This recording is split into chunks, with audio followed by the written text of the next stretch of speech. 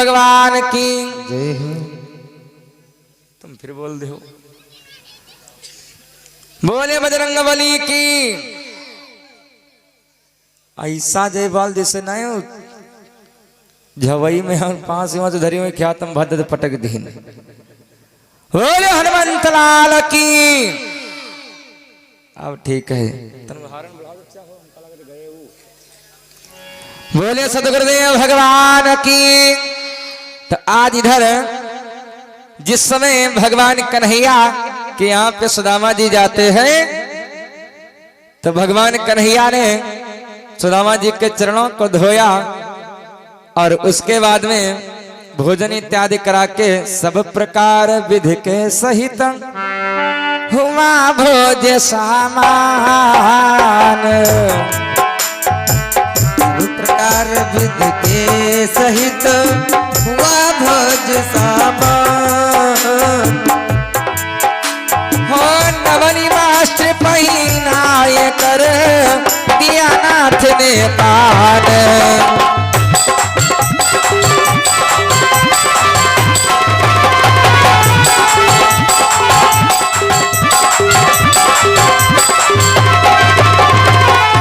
तो नई नई वस्त्रों को पहनाया और भैया फिर आसन लगाया और रुक्मणी मैया और भगवान कन्हैया दोनों लोग सुदामा जी के आज चरण दाब रहे।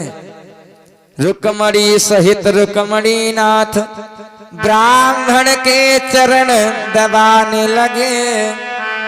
और धीरे धीरे जब सुदामा जी को आज नींद आने लगी इधर भगवान कन्हैया ने भेजा विश्वकर्मा जी को और विश्वकर्मा को भेज करके कहने लगे जाओ और जिस प्रकार से हमारा ये महल बना है इसी प्रकार से महल जहाँ सुदामा जी का भी बनाओ जा करके। विश्वकर्मा जी महाराज आधी रात के समय में गए और सुशीला को जगाते हैं देवी हमें भगवान ने भेजा है द्वारिकाधीश जी ने और तुम्हारा महल बनाने के लिए घर बनाने के लिए। सुशीला ने जवाब दिया हे महाराज अगर आपको घर बनाना है तो सबसे पहले हमारे जितने गांव के लोग हैं इनके सबके घर बनाओ सबसे बाद में हमारा घर बनेगा। का आज कल भगवान आ जाए और कोई सुने कहा लगे कि हम तुम्हारे घर बनावे आए नहीं तो का आदमी कहीं पहले पड़ोसी क्या बनाओ। हर आदमी यही कहेगा ऐसा करो महाराज पड़ोसी को गिराए दो वह हमारे नाम बनाए दो। लेकिन सुशीला ने विश्वकर्मा जी से कहा कि महाराज अगर आपको घर बनाना ही है तो सबसे पहले घर बनाओ इन पड़ोसियों के गांव वालों के। सुदामा जी महाराज फिर आज विश्वकर्मा पहुंचे भगवान कन्हैया के पास।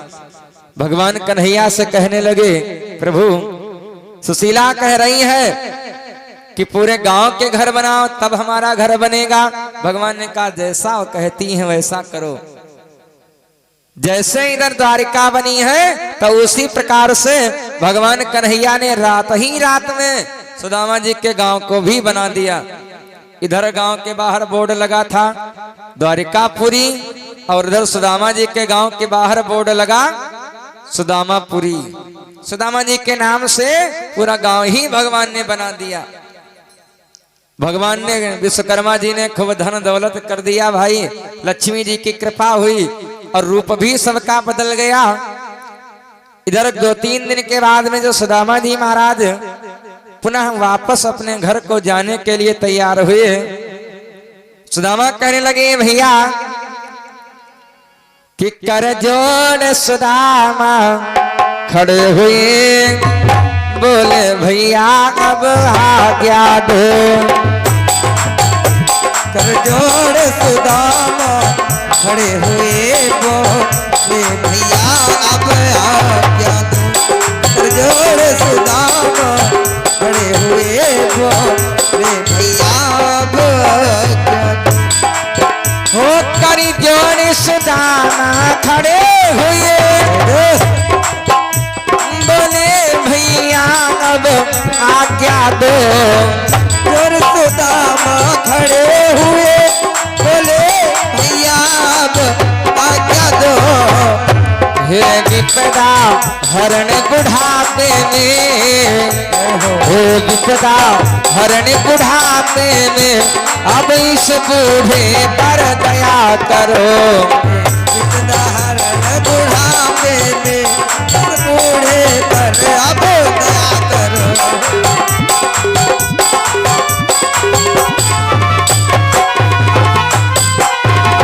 सुदामा जी बार बार क्षमा मांगने लगे कि हे भैया कन्हैया, बचपन की जो भूल हमसे हुई थी, उस भूल के बदले हम क्षमा ही आपसे मांगने आए थे, तो इसलिए अब इस अपने बड़े भैया को आप क्षमा करो।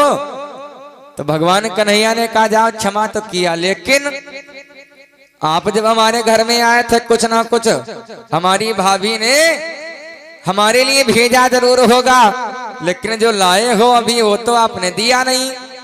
सुदामा ने सोचा इसने दिया कुछ है नहीं, 3 मुट्ठी चावल लाए थे और हमको लगता है 3 मुट्ठी चावल भी ये ले लेगा।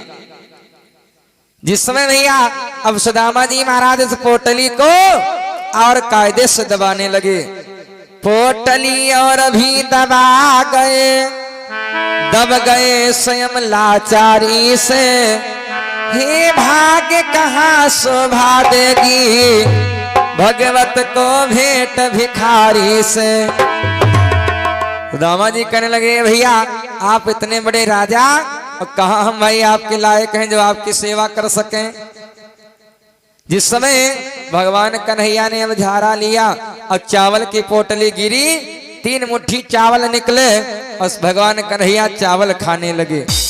तेंदुल का भोग लगावे लगावे श्री मोहन मदन मुरारी, तेंदुल का भोग लगावे लगावे श्री मोहन मदन मुरारी, तेंदुल का भोग लगावे लगावे श्री मोहन मदन मुरारी, श्री मोहन मदन मुरारी, श्री मोहन मदन मुरारी, श्री मोहन मदन मुरारी, श्री मोहन मदन मुरारी, तेंदुल का भोग लगावे श्री मोहन मदन मुरारी, तेंदुल का भोग लगावे श्री मोहन मदन मुरारी, तेंदुल का भोग लगावे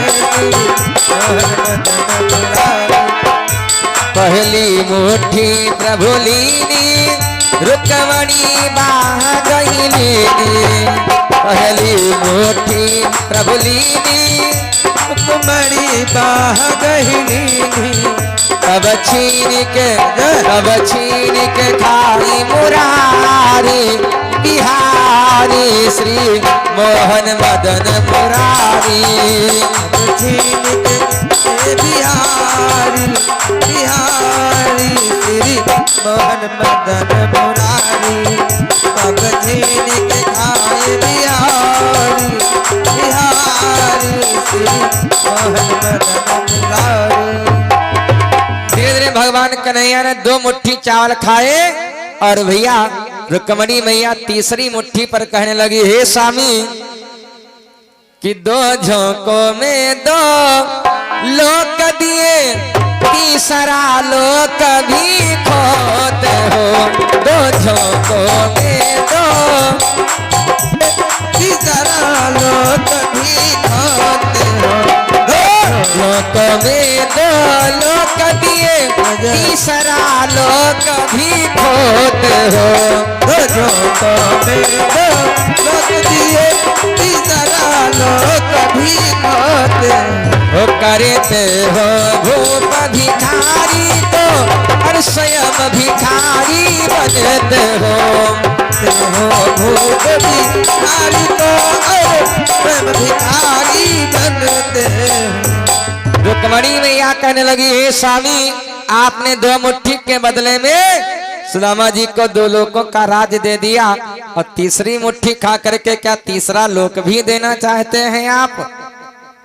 जिस समय इधर भैया सुदामा जी महाराज चले और धीरे धीरे अपने गांव के पास में पहुंच गए तो सुदामा जी ने देखा कि पूरा गांव बदल चुका है। विचार करने लगे कहीं दूसरे गांव में तो नहीं आ गए। गांव के बाहर लिखा सुदामापुरी। और जब गांव में प्रवेश किया तो भैया जहां पर झोपड़ी बनी थी वहां पर बड़ा विशाल काय, बड़ा भारी काय का महल। और ऊपर से जब आज बच्चे और सभी आज सुशीला भैया जब आरती उतारने के लिए आई दरवाजे पर, सुदामा जी महाराज अपनी पत्नी को आज पहचान ही नहीं पाए। सुशीला से कह रहे देवी तुम कौन हो? हमारी यहाँ पर झोपड़ी पड़ी थी, पता नहीं, हमको लगता है किसी राजा ने चढ़ाई करके हमारे घर वालों को गांव वालों को भगा दिया है। सुशीला ने कहा स्वामी हम सुशीला हैं। सुदामा ने कहा ऐसा हो ही नहीं सकता है। फटी पुरानी मैली धोती को पहनने वाली और एक रानी की भांति खड़ी है। तो गांव वालों ने आकर के समझाया कि महाराज सुदामा जी ये सब भगवान कन्हैया की कृपा से हुआ है। तो पूरे गांव के राजा बना दिए गए सुदामा जी महाराज। भैया जय जयकार होने लगी, बोले सुदामा जी महाराज की। तो कहने का भाव इस कथा से हमें आपको शिक्षा मिलती है कि गुरु से कपट मित्र से चोरी, गुरु से कपट मित्र से चोरी, या हो निर्धन या हो कोढ़ी। से कपट मित्र से चोरी, या हो निर्धन या हो कोढ़ी। गुरु से कपट मित्र से चोरी, या हो निर्धन या हो कोढ़ी। गुरु से कपट मित्र से चोरी, या हो निर्धन या हो कोढ़ी। कभी भी अपने गुरु से कपट नहीं करना चाहिए और भैया अपने मित्र से कभी चोरी नहीं करनी चाहिए। अगर सुदामा जी ने अपने मित्र से चोरी न किया होता तो इतना बड़ा दुख सुदामा जी को नहीं उठाना पड़ता। बोलिए सतगुरुदेव भगवान की।